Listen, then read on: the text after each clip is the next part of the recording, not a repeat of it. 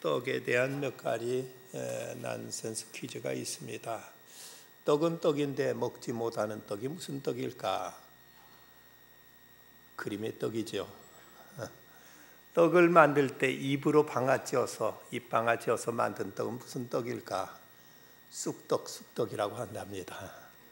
또 떡을 먹을 때 가장 빠르게 급하게 먹어야 되는 떡은 무슨 떡일까? 헐레벌떡이라고 하죠. 그러면 떡 중에 제일 맛있는 떡은 어떤 떡일까요? 성경에 나와 있습니다. 잠언서 9장 17절에 보면 도둑질한 물이 달고 몰래 먹는 떡이 맛있도다 하는도다. 성경에 나와 있으니까 전혀 다른 이론의 여지가 없겠습니다. 오늘은 떡상, 이제 하나의 배에 진설병을 올려놓는 떡상에 대한 말씀이 나와 있습니다.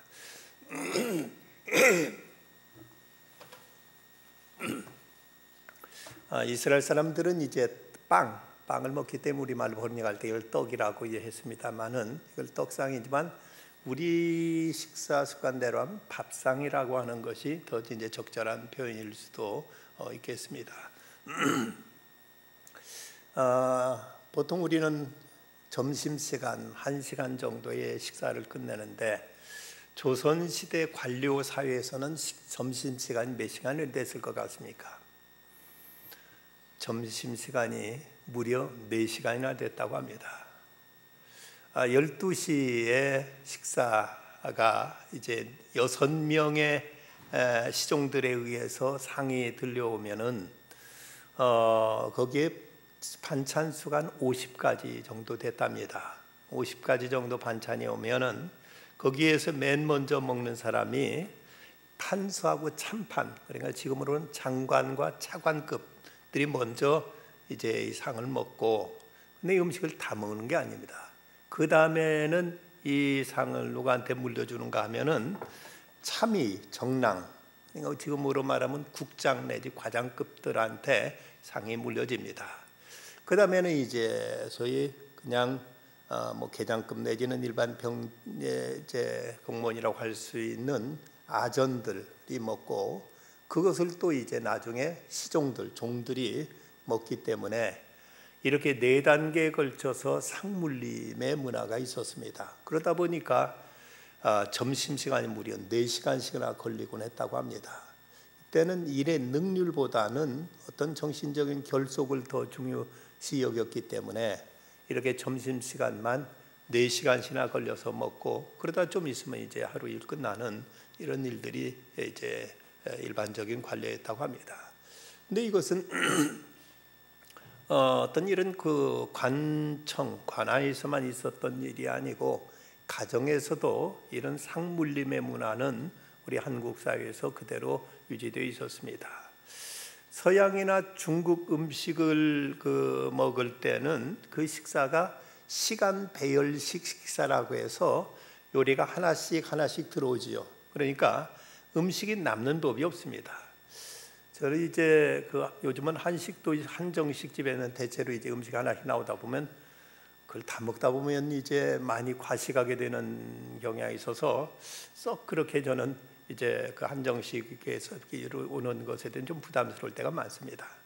그런데 이제 우리의 식사 문화는 이런 시간 계열식 이런 식사가 아니라 공간 전개식 식사라고 해서 한 상 차림, 한 상에다 음식 다 한꺼번에 놓고 이것을 이제 자기 구매에 맞든지 하여튼 먹을 거 이제 먹고, 이것을 이제 소위 그 가정의 남정네들이 이 상을 먹고 나면 그 다음엔 여자들이 먹고 나면 그것을 이제 시종들이 머슴들이라든지 종들이 먹고, 그 다음에 그것을 이제 나중에 그래도 남으면 가축, 이제 돼지라든지 가축한테 주는 이런 식사로 이제 이어지는 것이 옛날 우리 전통의 식사하는 이런 어떤 이제 그 관습이었습니다. 그런데 우리나라가 이제 근대화되면서 이런 공간 배열식 식사가 이제 지향되고 다 이제 개별적으로 자기 먹는 음식 자기가 먹는 것으로 이제 핵가족이 되다 보니까 이렇게 끝내다 보니까 그 관습이 남아서 지금도 음식을 많이 여러 가지를 하는 버릇이 생기다 보니까 그래서 우리나라에 남는 음식이 많고 그 남는 음식이 남아서 버리는 음식이 1년이면 10조가 넘게 낭비되고 있다는 이런 얘기가 나오고 있습니다. 식당에서든 집에 남는 음식이 나오는 이유가 음식이 한꺼번에 다 차려놓고 먹기 때문에. 그런데 옛날에는 이것이 이제 상물림으로 이제 주인이 먹고 남은 음식 다 종들이 먹고, 그리고 또 손님들이 올 걸 대비해서도 음식을 많이 준비하는 것이 후덕하다고들 여겨서 음식을 많이 준비하는 버릇이 있었는데, 근데 지금은 상물림이 없다 보니까 이것이 이제 그냥 그 자리에 먹고 나머지 버리는 이런 습관 때문에 이제 음식이 버려지는 음식이 많아서 그 음식값만 해도 1년이면 10조가 넘는다는 이런 이제 지적이 나오고 있습니다. 이것이 그 우리나라의 식사 문화라면, 오늘 말씀에 보면은 이제 성막 안에서의 소위 식사 얘기가 나오고 있습니다.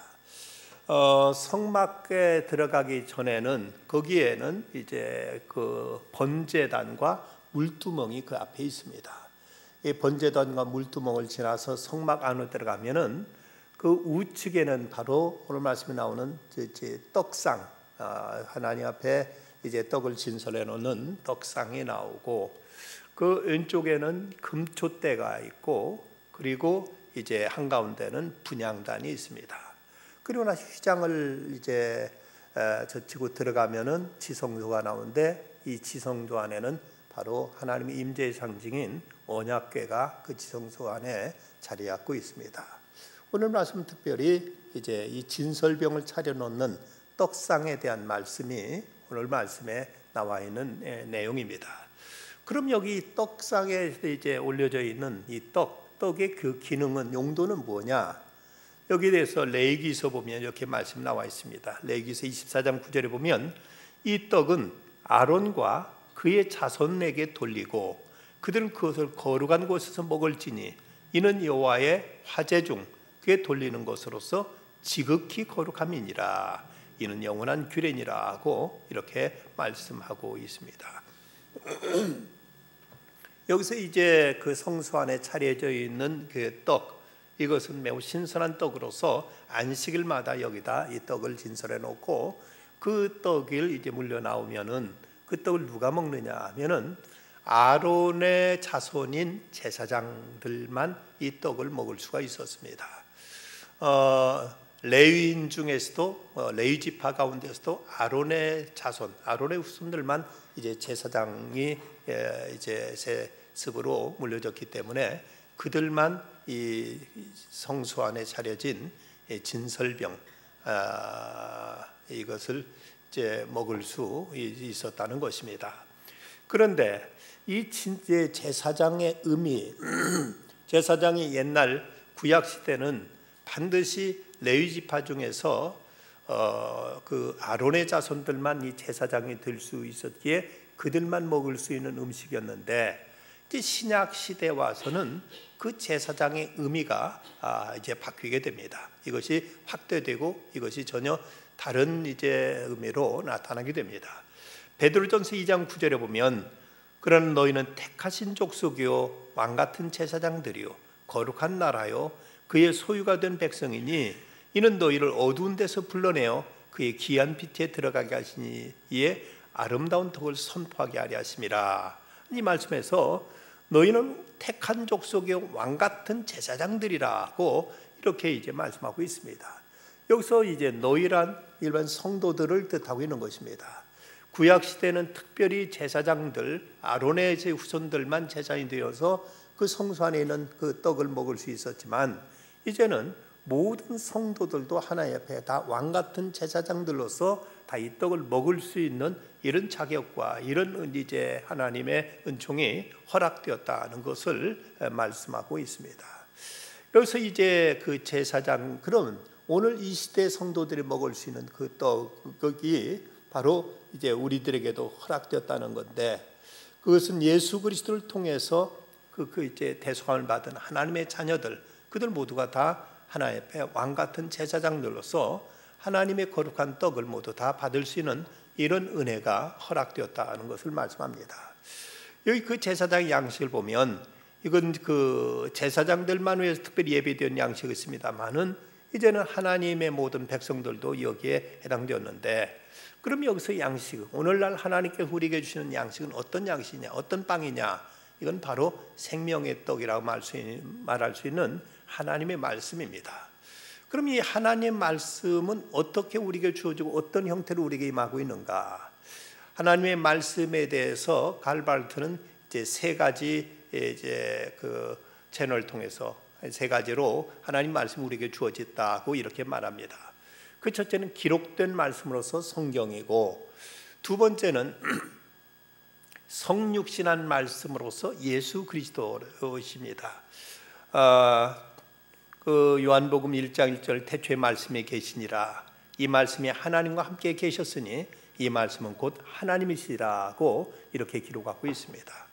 기록된 성경 그 자체가 하나님 말씀이라는 데는 뭐 여기 대해서 아마 이의가 없을 겁니다. 그런데 이 기록된 성경뿐만 아니라 예수님 자체가 또한 하나님 말씀이라고 성경은 이렇게 증언하고 있습니다. 그 이유는 말씀은 어떤 메시지를 전달하는 건데, 예수님 그분이 이 땅에 하나님 말씀이 되어서 하나님의 뜻을 우리에게 나타내고 보여주고 이것을 이제 실현하기 위해서 이 땅에 오셨다. 그래서 예수님은 몸을 입고 이 땅에 오셨지만 예수님 그분 자체가 하나님의 말씀이라는 겁니다. 물론 예수님 이 땅에 오셔서 당신 입을 통해서 천국의 비밀, 천국 복음을 선포하셨습니다. 그 입으로 선포하신 말씀뿐만 아니라 예수님의 탄생도 하나님의 뜻이 담겨 있는 것이고, 예수님의 생애 자체가 하나님의 메시지를 전하고 있는 것이고, 예수님의 십자가 고난과 죽음 그리고 부활 등 이 모든 것이 다 하나님의 뜻을, 하나님의 메시지를 우리에게 전하는 것이기 때문에 예수 그리스도 그분이 곧 하나님 말씀이라고 성경이 이렇게 증거하고 있습니다. 또 하나 더, 이제 하나님 말씀이 또 우리에게 어떻게 전해지느냐, 그것은 또 선포되는 말씀, 설교를 통해서 하나님 말씀이 우리에게 주어지고 있습니다. 디모데후서 4장 17절에서 사도 바울은 말하기를, 주께서 내 곁에 서서 나에게 힘을 주심은 나로 말미암아 선포된 말씀이 온전히 전파되어 모든 이방인이 듣게 하려 하심이니 내가 사자 입에서 권유를 받았느니라 하고 이렇게 선포된 말씀이라고 이렇게 표현하고 있습니다. 예, 이 선포되는 이 말씀을 통해서 이제 하나님이 또 우리에게 말씀하신다는 것이죠. 이것이 우리에게 생명의 양식이 됩니다. 그런데 이제 선포된 말씀이란 곧 이제 설교를 말하는 거죠. 그런데 이 설교에 대해서 종교개혁자 깔뱅의 정의에 의하면 성경을 근거로 해서 합법적인 설교자가 하나님의 뜻을 당신의 백성들에게 이제 전하는 것, 선포하는 것이 설교라고 이렇게 이제 정의하고 있습니다. 여기서 합법적인 설교자라는 말은 깔뱅이 전 이제 강조하고 있는 합법적인 설교자를 이제 강조하고 있는데, 아무나 하나님 말씀 전한다고 그게 다 설교일 수는 없다는 거죠. 전통 있는 교단에서 정규 신학교를 졸업하고 말씀을 전할 수 있는 이런 이제 공적인 인증을 받은 설교자를 말할 때 여기 합법적인 설교자라고 말합니다. 그렇다면 평신도들도 때로 하나님 말씀을 전할 수 있죠. 그럼 그것은 어떻게 되느냐? 이것은 설교가 아니라 간증입니다. 간증. 내가 이런 은혜 받았다. 이 말씀을 내가 이렇게 깨달았다. 이 말씀을 통해 내가 이런 어떤 깨달음과 은혜를 받았다 해서 평신도가 하는 것은 간증이고, 이제 설교권을 받은 그 목회자가 말씀을 전할 때 이걸 설교라고 말합니다. 여러분, 우리는 다 그냥 찬송가라고 부르고 있지만 이것도 엄밀하게 나누면 찬송과 복음성가가 구분되어 있습니다. 찬송가, 우리 책엔 다 찬송가로 되어 있어 그 안에 다 찬송가만 들어있는 것 같지만 사실 내용상으로 보면 복음성가가 훨씬 더 많습니다. 그럼 찬송가와 복음성가의 차이가 뭐냐? 찬송가는 그대로 노래를 하나님께 불러 올리는 것, 하나님을 향한 노래가 이 찬송가고, 복음성가는 사람들에게 하는 노래입니다. 내가 이렇게 은혜 받았다, 하나님이 이렇게 좋으시다, 하나님이 이렇게 내게 은총을 베푸셨더라. 하나님께서 우리를 이렇게 사랑하신단다. 사람들아 예수 믿고 구원받아라 하는 이런 내용을 담아서 부르는데, 그 대상이 하나님을 향해서 부를 때는 하나님을 높이고 감사하고 하나님 앞에 간구하고 하는 이런 노래는 찬송이고, 사람을 향해서 내가 받은 은혜를 간증하거나 아니면 그들에게 어떤 하나님의 그 사랑을 전하거나 하려고 할 때 부르는 노래는 바로 복음성가라는 것입니다. 이렇게 흔히 찬송이라고 생각하는 것도 찬송과 복음성가로 나눠지듯이 이 설교라고 생각하지만 이것도 합법적인 하나님의 종이 하나님을 대신해서 하나님의 백성들에게 말씀을 전할 때 그것이 설교고, 그리고 그냥 평신도 내가 받은 은혜를 사람들에게 증거하고 가르치고 하는 것은 이것은 간증에 속한다는 것을 우리가 알아야 될 것입니다. 이런 면에서 이제 그 설교를 통해서 하나님은 우리에게 말씀을 하고 계신 것이죠. 그런데 이제 하나님 구약 시대부터 하나님 말씀은 하나님 백성들에게 있어서 가장 영적인 양식이었습니다. 그래서 예레미야는 말하기를 만군의 하나님 여호와시여 나는 주의 이름으로 일컬음을 받는 자라.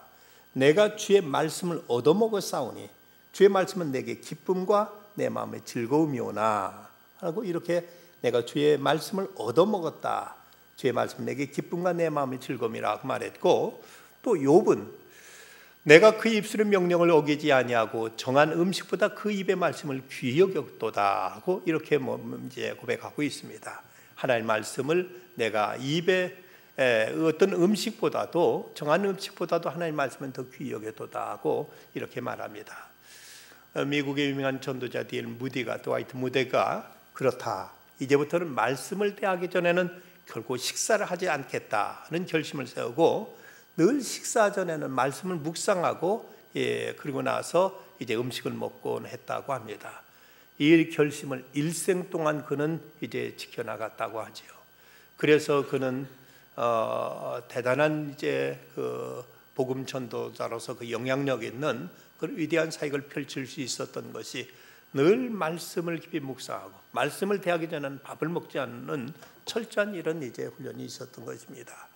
간혹 중고등학생들 수련회 같은 데 가면 학생들 뭐 식사 시간에 말씀 하나 암송해 오지 않으면 밥을 못 먹는다 해서 아이들 막 그때 그런 이제 기회를 통해서 말씀을 암송도 하고 합니다만은, 우리들도 이렇게 육신의 양식만 채우기에 앞서서 하나님 말씀을 우리가 매 끼마다 매일 우리가 이제 항상 규칙적으로 이 말씀을 대하는 훈련이 매우 우리 영적인 건강을 위해서 중요한 것입니다. 1세기 그리스도인들, 초대교회 그리스도인들이 그토록 이 능력 있는 이제 믿음의 역사를 나타낼 수 있었던 것은 그들은 철저하게 늘 말씀이 그러한가, 말씀을 묵상하고 늘 말씀을 항상 이제 가까이 하는 삶을 살았기 때문에 초대교회 성도들이 그토록 놀라운 위대한 역사를 이뤘고 세상을 변화시킬 수 있는 엄청난 파워가 그들에게 있었던 것입니다. 그런데 이 떡은, 성소의 떡상에는 떡은 항상 예비되어 있었습니다. 오늘 말씀 30절에 보면 상 위에 진설병을 두어 항상 내 앞에 있게 할지니라. 이 진설병이란 말은 이제 하나님 앞에 펼쳐 놓았다는 이런 뜻입니다. 항상 내 앞에 있게 할지니라고 이렇게 말씀하고 있습니다. 이 양식은 언제나 취할 수 있도록 말씀이 항상 준비되어 있었습니다.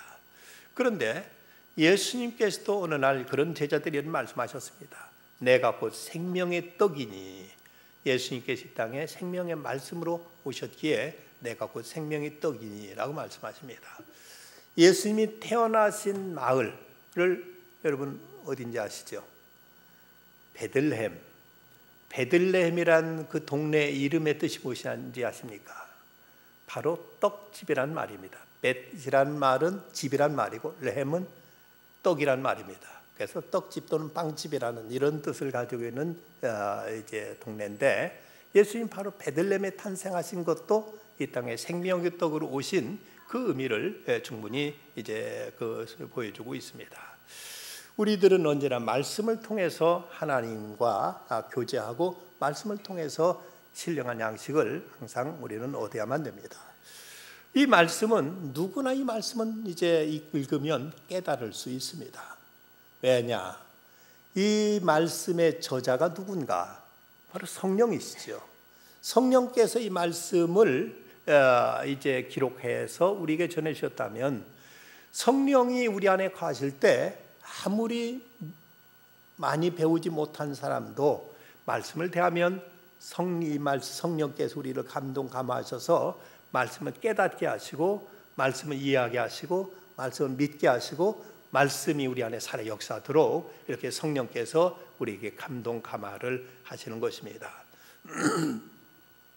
요한일서 2장 27절에 보면, 너희는 주께 받은 바 기름 부음이 너희 안에 거하나니 아무도 너희를 가르칠 필요가 없고 오직 그의 기름 부음이 모든 것을 너희에게 가르치며 또 참되고 거짓이 없으니 너희를 가르치신 그대로 주 안에 거하라.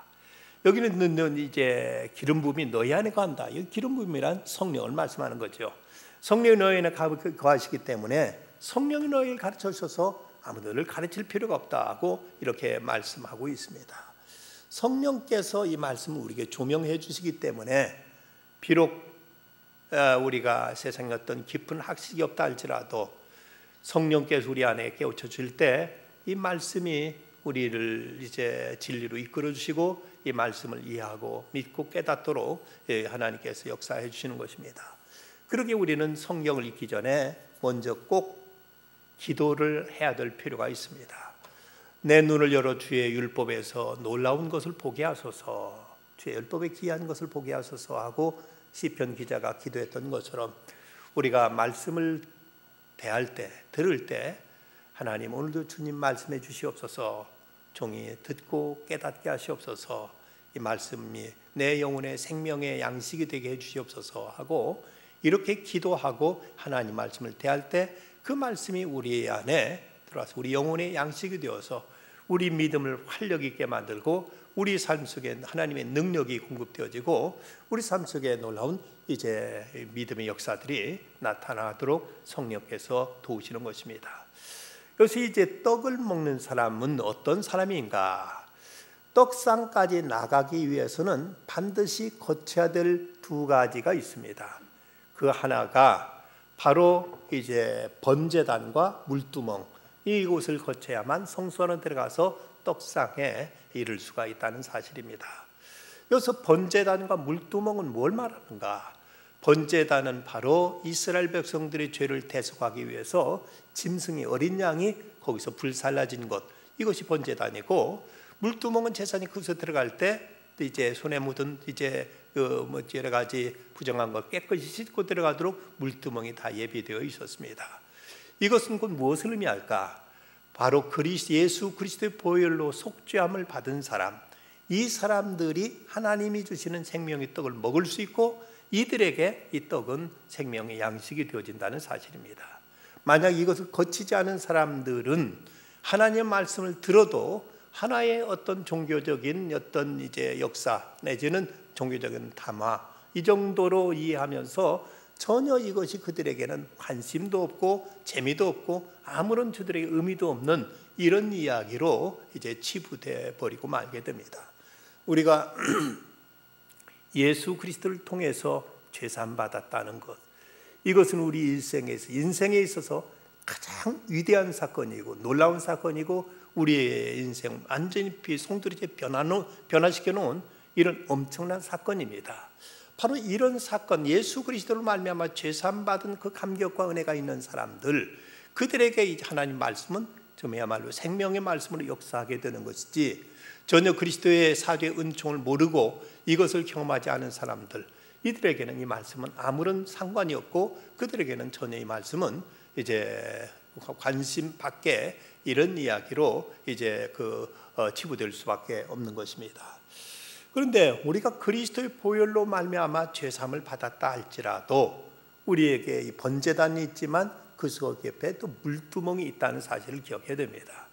우리는 이제 하나님 앞에 그리스도의 보혈로 말미암아 죄사함을 받았습니다. 하지만 그럼에도 불구하고 일상생활에서 우리가 이제 사사게 범하는 이제 죄와 허물들이 있습니다. 이것은 그때그때 이제 물두멍을 통해서 씻음 받아야 되는 것입니다. 생활 속에 우리가 하나님 앞에 참여하고 회개함으로 죄사함을 받을 때 우리는 매일매일 하나님 은혜 가운데서 정결함 받게 되는 것입니다. 예수님께서 세족식을 행하시면서 들려주신 말씀, 너희가 이제 온몸을 씻은 자들은 발만 씻어도 깨끗하니라는 이런 말씀을 하셨습니다. 여러분 목욕탕에 가서 몸 깨끗이 씻고 오지만 또 집에까지 오면서 걸어오다 보면 발에 또 땀 나고 하면 또 집에 와서 또 발 한번 또 씻어야 이제 깨끗해지죠.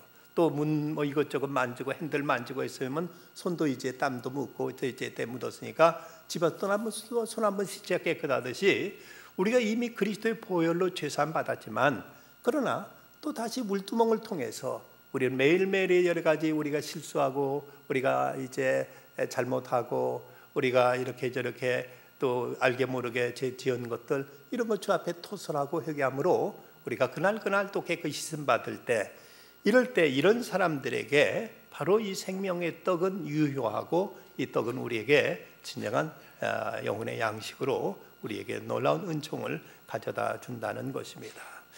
하나님의 용서와 성결을 경험하지 않고는 아무도 그 떡상의 떡을 먹을 수 없고 떡이 그에게 아무런 유익도 되어지지 않는 것입니다. 그래서 이제 번제단과 물두멍을 통과한 경험이 있어야 이제 그런 사람에만이 이제 양식은 이제 우리에게 능력이 되고 우리를 이제 활력 있게 만드는 이런 신령한 양식을 우리에게 진짜 축복이 됩니다. 이러지 않고는 이제 이 떡에 대해서 관심도 떡에 대한 아무런 어떤 유익도 이제 이런 그렇지 않으면 주지 못한다는 거지요. 그러나 또 다른 경우는 이제 예수 믿는 사람들 가운데도 어떤 이제 구원받았지만 중대한 심각한 영적인 병에 걸린 경우 이런 사람도 역시 말씀에 대한 관심을 잃어버리게 되고 말씀에 대한 의욕을 잃게 되고 맙니다. 우리가 심한 병에 걸렸으면 식욕이 떨어지는 것처럼 우리에게 있어서 영적으로 어떤 심각한 병에 걸렸을 때 이럴 때 우리들은 또 하나님 말씀에 대해서 이제 어떤 욕구를 잃어버리게 되고 말씀을 우리가 사모하지 않게 됨으로 인해서 그래서 우리들의 영적인 건강이 더욱 침체되고 더 약화될 수가 있는 것입니다.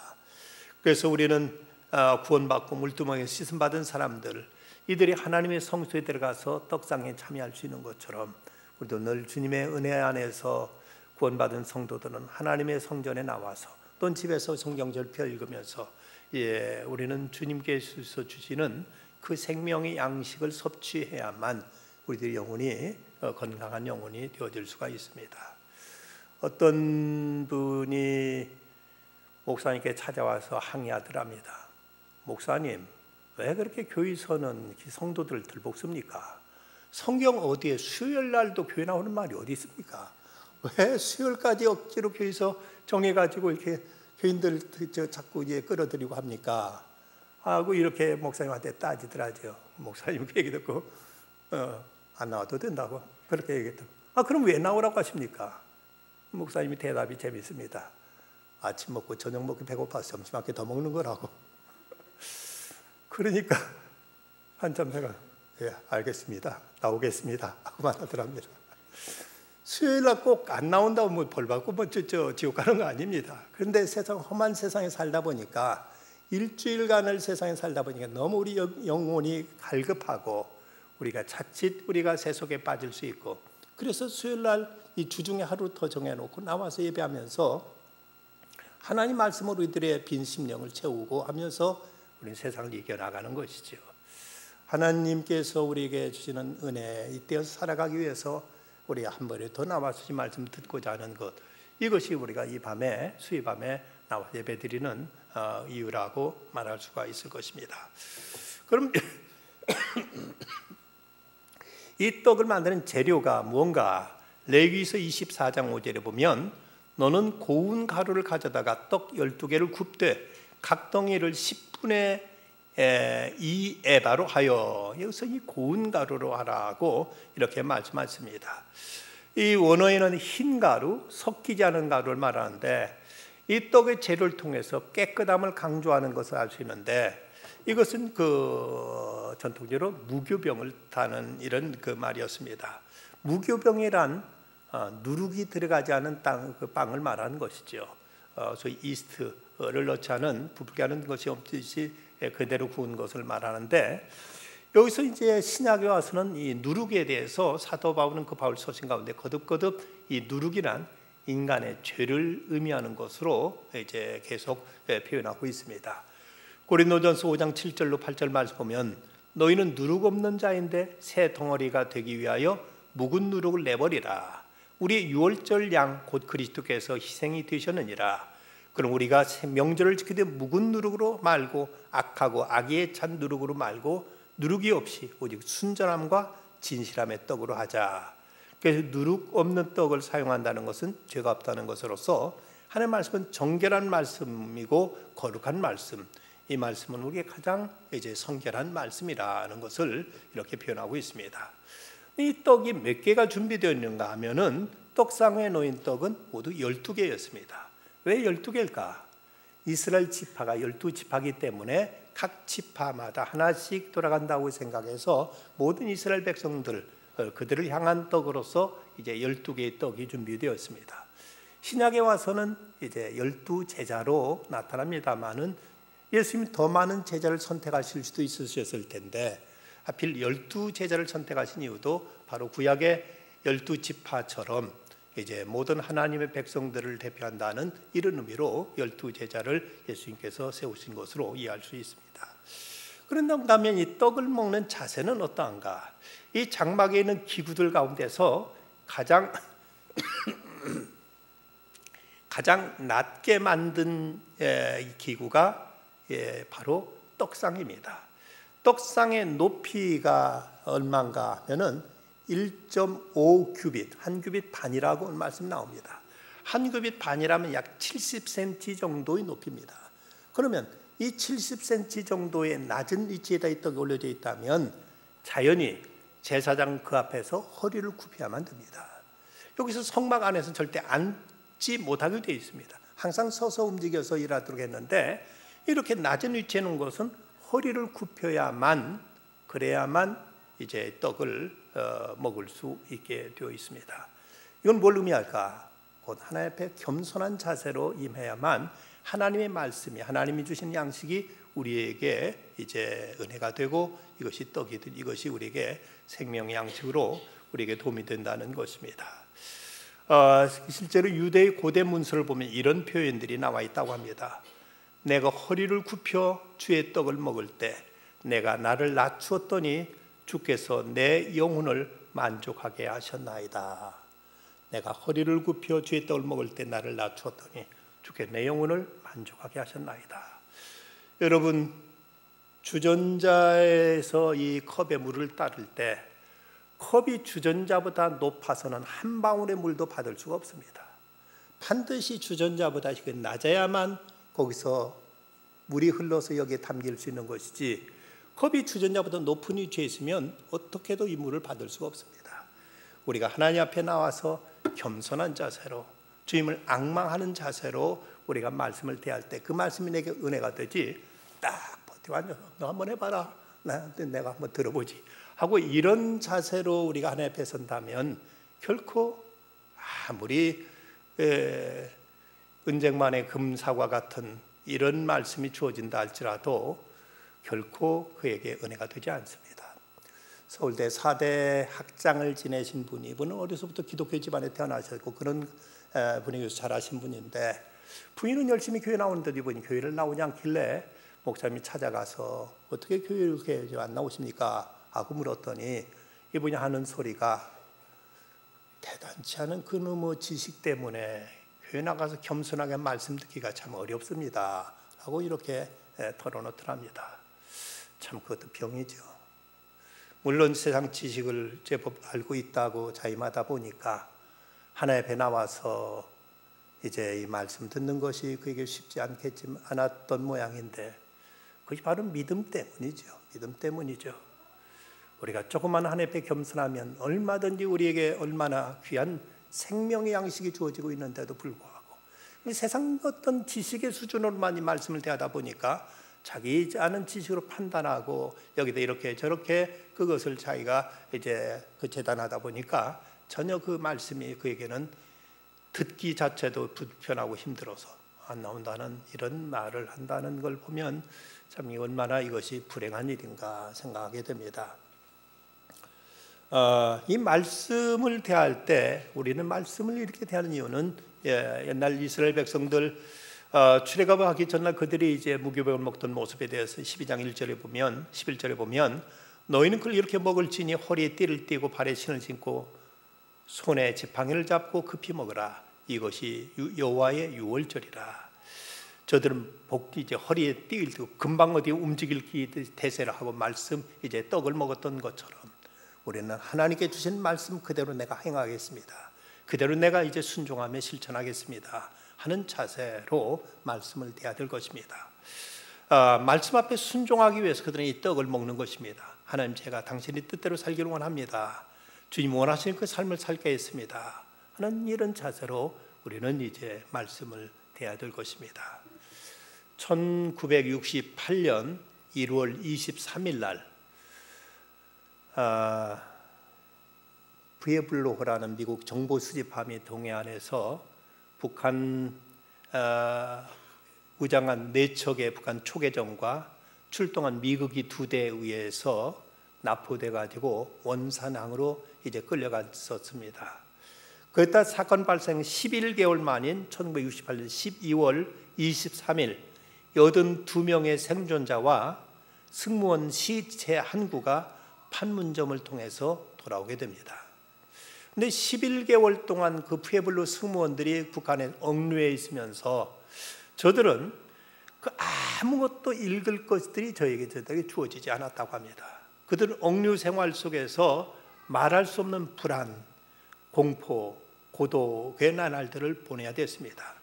그런데 그들이 어떻게 이 11개월 동안 이것을 버티는 이겨냈는가 하면은 그들 82명의 대원들, 그 미군 병사들이 각기 자기들이 암송하고 있던 말씀들을 하나하나 자기들이 암송한 것을 기록해 가지고 그 말씀을 서로 나누면서 그 말씀을 묵상하고 그 말씀을 가지고 한 달 동안 버텨낸 끝에 그 지옥 같은 그 수감 생활을 이겨낼 수 있었다고 합니다. 만약 그들에게 그때 그 말씀이 없었더라면 어떻게 그곳에 견뎌냈을까? 그들이 그 지옥 같은 북한에서의 그 수감 생활을 이겨냈던 것은 아무것도 읽을 것이 없던 가운데 그들 중에 성경 말씀을 암송하고 있던 사람들, 그들이 그것을 이제 기술해 가지고 그걸 서로 나누며 그 말씀을 묵상하며 그 말씀을 가지고 그들이 하나님 앞에 기도하고 예배하면서 그러면서 북한에서의 수용소 생활을 이겨낼 수 있었다는 것입니다. 오늘 우리가 세상 살아가는 것 만만치 않고 결코 편하지 않습니다. 쉽지 않습니다. 광야 같은 우리 세상을 우리가 어떻게 이겨나갈 것인가? 그날 하나님이 주시는 말씀들, 이 생명의 떡을 받아 먹고 이 말씀을 통해서 오늘도 하나님이 나를 인도해 주시고 내게 격려해 주시고 나를 또 하나님께서 내게 약속해 주시고 내게 주시는 그 하늘의 은혜를 힘입어서 우리는 이 험한 세상을 이겨나가는 것입니다. 이 말씀이 우리가 없다면 세상 풍조대로 세상 휩쓸리는 대로 그렇게 이리저리 휩쓸리다가 언제 어느 곳에 어느 나락에 우리는 빠져버릴지 모릅니다. 하지만 우리에게 아직도 이렇게 말씀이 주어지고 있다는 것, 마지막 때에 먹을 것이 없는 기근도 마실 것이 없는 기갈도 아니라 하나님 말씀을 듣지 못하는 기근과 기갈이 있을 것이라고 성경이 예언하고 있는데 오늘 우리에게 이 말씀이 아직 주어지고 있다는 사실을 다행으로 감사하게 귀하게 여기고 늘 주어지는 말씀들 감사히 받고 이 말씀 묵상하고 이 말씀을 통해 내 영혼의 양식을 삼을 뿐만 아니라 이 말씀을 통해 우리를 그날 인도하시는 하나님의 손길, 이 말씀을 통해 우리를 격려하시는 하나님의 그 위로와 사랑, 이 말씀을 통해서 우리를 축복하시는 하나님의 은총, 이것을 우리가 힘입게 될 때 우리는 허기지지 않고 방황하지 않고 실족하지 않고 이 말씀을 통해서 날마다 승리하는 삶을 살아가게 될 것입니다. 하나님은 오늘도 말씀을 통해서 내가 너를 사랑한다, 내가 너의 죄를 사노라, 내가 세상 끝날까지 너와 항상 함께 있으리라, 주님께서 주시는 이 말씀들을 귀하게 받아들이고 이 말씀 하나님이 곧 내게 주시는 개별적이고 구체적인 약속의 말씀을 받게 될 때 이 말씀은 한없는 우리에게 위로가 되고 능력이 되고 생명의 양식이 될 것입니다. 주님께서 베푸신 은혜의 떡상의 기쁨으로 감사함으로 참여해서 주께서 주시는 생명의 양식 배불리 먹고 거기서 힘없는 대로 세상에 나가서도 담대하게 믿음을 승리하는 삶을 살아가시기를 주의 이름으로 축원합니다. 기도하십시다. 감사하신 아버지 하나님, 이 밤도 주님 앞에 나와서 하나님 말씀 받습니다. 하나님이 주님 앞에 나오지 않았다고 하나님 벌하시거나 하나님께서 이제 저희를 저주하실 리 없지만은 그래도 한 번이라도 더 주님 앞에 나온 말씀 받는 것이 이것이 이 땅에 살아가며 저희들에게 은혜요, 이것이 저희에게 축복이요, 이것이 세상에 이기는 길인 줄 알아서 이 밤에도 주 앞에 찾아 나왔습니다. 항상 주의 말씀을 묵상하고 이 말씀을 통해 하나님을 만나고 이 말씀을 통해 하나님의 음성을 듣고 이 말씀을 통해 주께 주시는 약속을 저희들이 잘 챙기는 중에 세상에 실족지 않고 하나님 주신 그 풍성한 은혜를 힘입어서 날마다 기쁨과 감사와 감격으로 승리하며 살아가는 저희들 다 되게 하여 주시옵소서. 예수님의 이름으로 기도드리옵나이다. 아멘.